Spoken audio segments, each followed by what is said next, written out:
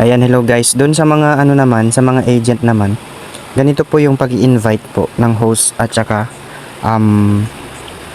agent or sub-agents nyo. Ayan. Dito po sa taas, meron po nakalagay dito na agent system or agent center. So dito pwede kayong mag-invite ng agent. Ang gagawin nyo, sabihin nyo sa kanila, install nila yung app doon sa Play Store. Then i-enter nila yung code mo dito sa baba. Ayan, dito sa mismong invite friends, may code ka dyan. Yan, i-copy mo yung code na yan, then yan yung ibigay mo sa kanila para maka-join sila ng agency mo. Ayan. Then, kailangan yung kahit saang bansa man sila, kailangan ang nakalagay po, basta Pinoy sila, Philippines, dun sa country nila. Ayan. So, pag agent ang i-invite mo, pwede mong hingin yung ID nila, then ikaw yung mag-invite. Then, makikita na lang nila dito sa message sa baba. Ayan, dito may invitation. Okay? So, pag host naman yung invite nyo, syempre host center. Kunin nyo yung tawag nito, yung ID nila, then i-search nyo, then invite. Ganun lang po siya ang pag-i-invite ng host at agent. So sa taas, agent center, ayan, dyan kayo mag-invite ng agent. Sa host center naman, pag host.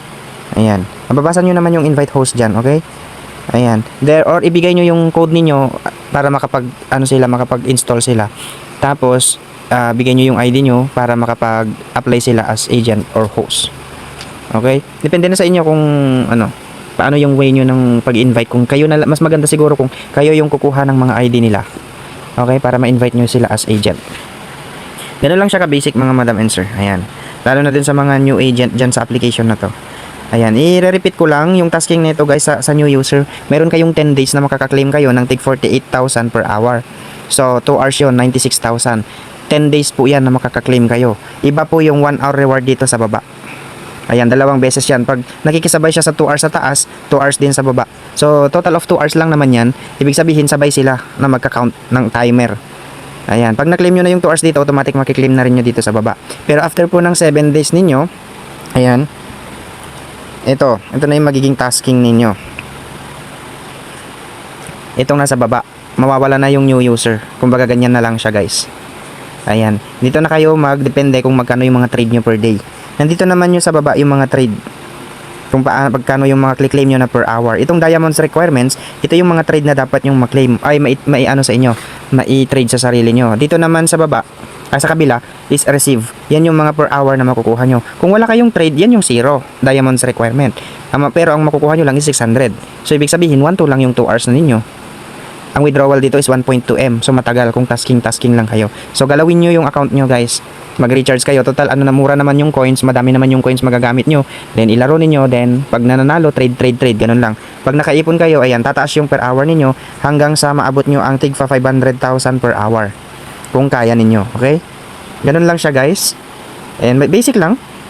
Ayan. Sabihin nyo install nila sa Google Play or Play Store. Then ibigay nyo yung code ninyo. Invite friends. Ayan. Then, ang maganda dito, may makukuha pa kayong draw. So, may makiklaim kayo dito na $1, $2, ayan. May empty box, may frames, may badge, may animation entrance, mga ganon.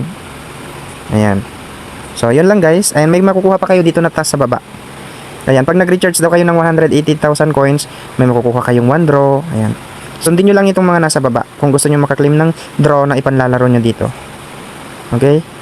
Then, after that, ayan, dito nyo na makikita yung mga host na na-invite nyo sa team member. Ayan, dito makikita, nakalist na sila lahat dito sa team member. Pag host. Dito sa apply naman, dito nyo makikita yung mga nag-join. Ito naman yung nag-quit, so host, exit. Ayan. Then, sa naman, sa agent naman, dito naman makikita nyo yung mga ninyo. Agent list. Ayan.